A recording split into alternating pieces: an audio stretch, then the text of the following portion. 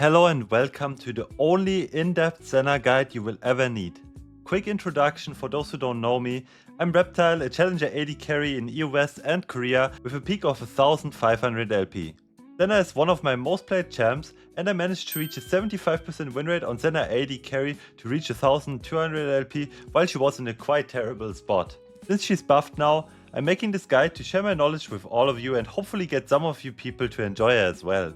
This guide will be in-depth about mechanics, build, laning, your general gameplay and goal as SENNA. The best build on SENNA currently is Shiv into Black Cleaver, into either Rapid Fire or IE, and then you want to finish the build off with something defensive like BT, GA or more. Sometimes you can go Runans instead of Rapid Fire because it's really great at hitting multiple targets at the same time. So if you know you have a fight where you can hit multiple targets, you can get 3 seconds cooldown on your Q per auto attack and farm multiple zones of the enemies. Runans can be better than Rapid Fire since the DPS is just higher, rather than just poking the enemies with Rapid Fire slowly. So the reasoning for Shiv first is because it helps with one of SENNA's biggest issues, wave clear, and it gives SENNA all stats that she wants. Mobility with the percent movement speed, attack speed for better wave clear and better DPS, and then just AD. Second item is Black Cleaver, and Black Cleaver is nice because you basically instantly stack it on SENNA with just 2 auto attacks or auto Q, whatever you think of. And then you just complete the game with crit items. You can extend the range of bushes as SENNA if you cast E inside. This also works very well around any corner as long as the enemy doesn't have vision of SENNA. There are 2 animation cancel combos in SENNA that look like this: Auto Q W auto and Auto W Q auto. SENNA's Q counts as an auto attack and also has the same range. With Rapid Fire you can auto and Q right after to get 2 Rapid Fire range attacks off. Her Q cooldown is reduced by 1 second for every auto attack. With Runans it can be reduced by 3 seconds per auto attack. You can place a ward and Q instantly like this to get a good angle on enemies. Your fleet footwork works on Q and also heals more if you hit enemy champions. To reliably hit ult in lane, try to Q the enemies to slow them, making it very hard to dodge. If you hit W, wait until a root applies before casting ult or the enemies can flash out of it. I've seen quite a lot of challenger players who don't know that SENNA has to damage an enemy twice in the span of 4 seconds to deal 10% of their current max health and more importantly get a passive stack. This also has a cooldown of 6 to 4 seconds depending on her level, but it is separate for every champion you hit. You can see the window to get a stack by the glowing around the target that you hit. If you auto attack and there's no glowing, your passive has a cooldown on that target. Some nice trading combos in lane are auto Q or Q auto, and if possible step back into a bush to make enemies lose vision and avoid them trading you back. If you chase enemies, Qing first is better to slow them. Otherwise you should use auto Q to slow them later so you can kite out easier. You can also use auto Q auto for an extended trade. Another cool trick you can go for is transferring a teammate from one bush to the other using the E mechanic I showed at the start of the video. You can also act like you overstep, then use E and help your jungle get into a bush for a lane gank. Let's get into SENNA's lane phase. It is really important to know that SENNA has one of the worst pushes level 1. So if your support is not significantly stronger than the enemy support, you will never get push. Your attack speed is very low and your Q barely deals damage on minions in early levels. SENNA is also not very good at all-inning just because of her low DPS in early game. But what she is very excellent at is slowly choking out the enemy, taking a small trade and then healing back up with Q and fleet. So the goal in every laning phase is to get as many souls as possible. As I mentioned before in this video, you get a soul if you deal 2 damage instances on a target that hasn't been marked. If you deal 2 damage instances on a target that doesn't have cooldown on your passive. So the goal is in every lane phase to try and get auto Q, Q auto, W auto or just 2 autos, whatever combination of 2 damage instances you can go for on the enemy and then basically leave and heal back up. In this lane for example, we are playing against Lucian and Braum. Lucian and Braum are obviously better at pushing and better at all-inning, but what they're weaker at is the sustain part of this lane. Alistar has a heal from his passive and Senna has a heal from her Q, and obviously my fleet as well. So my goal in this lane will be to do auto Q trades mainly on the enemy and then walk away. They're already trying to pressure really hard with the bush, and if we try to contest the bush, we'll obviously lose a lot of HP since we're walking into them, and then they're gonna all in us. As you can see, I take an auto Q trade with Rom and I already got 4 souls. I actually very much griefed the early part of this lane phase by getting hit by 2 Braum Qs and I even missed position, but Alistar actually bails me out with his W. The push is really uncontestable as you can see, and that is also the weakest point of Senna, and what will make it hard for your team to play in a lot of cases is enemy pushing and then roaming with their support. There's usually the best scaling AD carry in the game, but this can lose you games very early on, this champion. Unfortunately, very bad W on my side, and I tried to predict this dodge and he didn't dodge at all.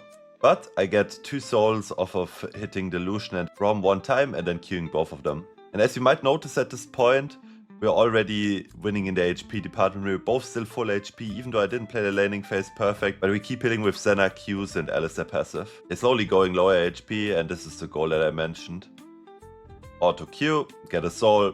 So the Q auto is actually 99% of cases faster unless you time the auto Q perfectly, because the way it works is you Q and then your auto instantly goes out if you're in range when you right click them. Meanwhile with auto Q you have to time the Q perfectly after your auto. Now there's still incentive to do the auto Q trade, because sometimes you want to slow them for you to walk away, while on Q auto you want to slow them so you can walk up first and get the second soul. But sometimes you want to Q auto, farm the soul when you chase enemies. So it really depends on, do you want to chase someone to grab the soul, or do you want to auto Q so you can run away from them and like slow them later? Yeah, make a mistake. I think the enemy is basing, so I try to match the base, but they actually fake it and stay. So they end up crashing the wave and I lose it. What I should have done in this position is actually fake that I'm basing, stay out of vision, pretend I'm basing, and then try to cheese them, or just keep them in the lane longer. Obviously this is kind of a mind game, so what would end up happening is I stay out of vision and the enemy might not stay, and then I fuck up my tempo. So it's kind of a flip, but in this position there's really nothing I can do. I have to freeze, and I kind of need to hold the freeze. So I really have to gamble if the enemy feels forced to break it, which they should kinda. So my goal is to stay out of vision, fake recall 1 time, and if they then at this point, like after 10-15 seconds not show, then I can very likely say they based, and then I can take my base as well to prevent it in the future from happening. Kinda predicting them to dodge, but they never actually end up dodging, which is kinda sad. Auto Q on the minions and another soul. I already have 23 souls, and that's really great, because generally at 20 minutes you want to have about 60 to 90 souls, 60 being like pretty low at 20 minutes, while 90 being like absolutely insane. And I'm already at 23 at 7 minutes, and you gotta keep in mind you get more souls later on in the game, because you clear waves faster, you can roam around the map more because of that, and yeah, be able to get more jungle camp souls or just souls on other lanes. Thing with Senna after laning phase is also that she gets souls quite easily from letting teammates just clear waves. So at some point, once you have your core items, you kind of just want to let your teammates clear the waves instead, because the souls just have more value than what items can get you later on in the game. 60 souls is literally 45 AD and 60 extra range. So once you double that, that is kind of crazy, right? 90 AD and 120 extra range. This is very insane. And as I was talking about earlier, same thing is happening again. We're never really all-inning them, we're just farming souls off of them and healing back up, slowly getting them lower and lower until they're eventually in kill range. Auto Q, Q, auto, whatever combination, just farm the soul. Cancelling a few autos there because I'm not sure which target I want to focus. Doesn't really matter in the end because we get both. Another trick with Senna that you can very much easily use to juke enemies out of the lane phase is starting the auto attack, making them think you finished the auto attack, and then just cancelling it to dodge an ability. This is really useful versus Braum Q in this matchup, for example. I walk up to the Braum, I pretend I auto attack them, and then I cancel my auto and walk to the side. And here very much the game is already won and the lane phase is already won because we have almost 40 souls at 9 minutes. As I said, you get less souls in laning phase compared to later on, so we can expect about like 90 souls right now at 20 minutes. And that is just absolutely insane. Senna, as I said, best scaling AD carry in the game. They shouldn't be able to do much more from this point on because we're winning early game as a hyper scaling AD carry. Obviously want to look to ult at level 6, always look around for your top and mid lane, see if there's any fights there. And same thing as before, for this whole all in, slowly wiggle him down, and then once he's low enough we can actually bait him to dash on us, because that's his only win con at this point, like trying to all in us, and not able to do so anymore when he's half HP and we're full. Lucian is in really desperate spot. Like, Lucian is way too low range to do anything to Senna once she gets souls, so he really has to win early game against you. And if he doesn't win early game, then it's like really. So we can draw a little conclusion from this laning phase. We can generally see low range is pretty bad into Senna because she just outranges and farms souls easily on them, while high range is really hard to deal with because if they outrange you, you can't farm souls on them and you cannot get range and scale for the late game very easily, because on AD carry Senna the easiest way to get souls is from trading a lot versus enemies, right? Rather than farming minions, since the soul drop rate is lower when you last hit them. So in general you want to try and pick Senna into low range matchups that also can't really all in you, and you want to avoid playing into high range. So what you're looking for is to ban Ezreal or something like 6. 6 is not really played that much, so I ban Ezreal. Then most matchups are actually pretty easy, and then most matchups are actually very laneable. I think another hard matchup is probably going to be Varus. Lucian isn't the easiest if they have like a Nami or something.